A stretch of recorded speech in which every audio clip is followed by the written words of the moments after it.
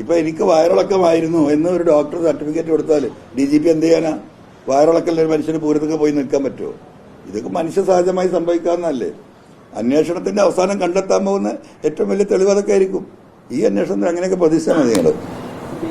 Company നേരത്തെ തന്നെ 1 മാസം മുൻപ് മുതൽ തന്നെ ഈ PR ഏജൻസിയുടെ ഇടപെടൽ തുടങ്ങിയിട്ടുണ്ട് എന്നുള്ളതാണ് ഡൽഹിയിൽ നിന്ന് വാർത്തകൾ വരുന്നത്. എന്തെല്ലാം വാർത്തകൾ വരുന്നത്! ഇതൊക്കെ ഇനി വെറുതെ നമ്മൾ സമയം കളയണം. കൈസർ കമ്പനി എന്താണെന്നും എന്താണ് എഴുതി വെച്ചതെന്നും എങ്ങനെയാണത് തിരുത്തിയതെന്നും എന്തുവേണ്ടി ഏത് ഘട്ടത്തിലാണ് തിരുത്തേണ്ടി വന്നതൊക്കെ എല്ലാവർക്കും അറിയാലോ.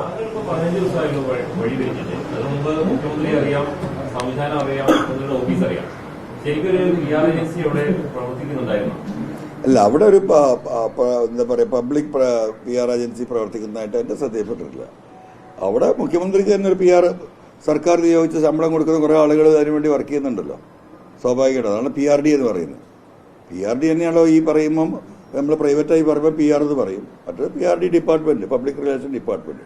മറ്റേ നമ്മൾ PR എന്ന് പറയും, PR ഏജൻസി എന്ന് പറയും. അതിന് വലിയൊരു സംവിധാനം മുഖ്യമന്ത്രിയുടെ ഓഫീസിലുണ്ടല്ലോ. അതെല്ലാം മുഖ്യമന്ത്രിയുടെ ഓഫീസിലുള്ളതാണ്. ഈ ഹിന്ദു പത്രം പറയുന്നു ഏജൻസിയാണ് മുഖ്യമന്ത്രി അഭിമുഖം നൽകാമെന്ന് പറഞ്ഞ് പത്രത്തെ സമീപിച്ചതെന്ന്. മുഖ്യമന്ത്രി പറഞ്ഞു ദേവികുളം MLA മകനാണ് തന്നോട് ഇങ്ങോട്ട് വന്ന് സമീപിച്ചതെന്ന്. ആരാണ് ഇതിന് നുണ പറയുന്നതെന്നാണ് താങ്കൾക്ക് തോന്നുന്നത്? ഇവര് രണ്ടാളും കളവാ പറയുന്നതാണ് എന്റെ അഭിപ്രായം. അതായത് നമുക്ക് ഇതിന്ന് മനസ്സിലാവുന്നു എന്ന് ഹിന്ദു പറഞ്ഞതായിട്ട് അവിടെ പത്രക്കാർ ചോദിക്കുന്നത് ഞാൻ കേട്ടു. എനിക്ക് വസ്തു അറിയില്ല. നിങ്ങൾക്ക് ചിലപ്പോൾ എന്നെക്കാളും ഇതിനെ അറിയുന്നുണ്ടാവും.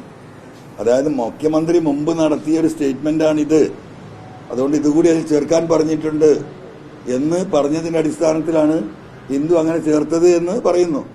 അതിന് വസ്തു നമുക്കറിയില്ല. അപ്പം രണ്ട് രീതിയിലായാലും എന്താണ്, മലപ്പുറത്തുകാര് ഈ പറയുന്നവരാണ്. അതാ ഞാൻ പറഞ്ഞത്, മലപ്പുറത്തുകാരെ മാപ്പിളാരെ അതിൽ കൂട്ടിക്കോട്ടെ. ഇതല്ലാത്തൊരു ചെറിയ ഭാഗം ഉണ്ടല്ലോ, ഒരു 10-20%. അവരോടെങ്കിലും മാപ്പ് പറയണ്ടേ ഈ ഗവൺമെന്റ്? അല്ല, തീർച്ചയായിട്ടും ആരെ കളവ് പറയുന്ന അവരല്ലേ. ഒരു വിഭാഗം അങ്ങനെ പറയുന്നു, മുഖ്യമന്ത്രി ഇങ്ങനെ പറയുന്നു, മുഖ്യമന്ത്രിയുടെ എന്താ പറയാ CM ഓഫീസിന്റെ കുറിപ്പ് ഇങ്ങനെ പറയുന്നു, ഹിന്ദു അങ്ങനെ പറയുന്നു. ഇതെല്ലാം കൂടെ പറയുമ്പോൾ നമ്മളെന്താ വിചാരിക്കുന്നത്? ഇതിൽ ഏതെങ്കിലും ഒന്നല്ലേ സത്യം? ഇനി അതല്ല സത്യം വേറെയാണെന്ന് നമുക്കറിയോ? പ്രധാന ചോദ്യങ്ങൾക്കൊക്കെ മുഖ്യമന്ത്രി ചിരിക്കുകയാണ്. ആ ചിരിയോട് കൂടിയിട്ടുള്ള ആ ചോദ്യത്തിന്റെ മറുപടി കഴിഞ്ഞു. അതൊരു നല്ല രീതിയാണോ, അല്ലെങ്കിൽ ഉത്തരവില്ലാത്തതുകൊണ്ടാണോ? അല്ല, ആ ചിരി എന്ന് പറയുന്നത് നമ്മൾ സാധാരണ എന്താ പറയാ, ഇത്തരം ഘട്ടങ്ങളിൽ ഉത്തരമില്ലാത്തതിന് ഒന്നിലേക്ക് ചിരിക്കും. നീ നല്ല ആളാന്ന് അങ്ങോട്ട് നമ്മൾ തിരിച്ചു പറയും, ഓ എന്റെ ചോദ്യമൊക്കെ ഇഷ്ടപ്പെട്ടു. ആ എസ്കേപ്പിസം അല്ലാതെ എന്താ അതിനെ കുറിച്ച് പറയാം?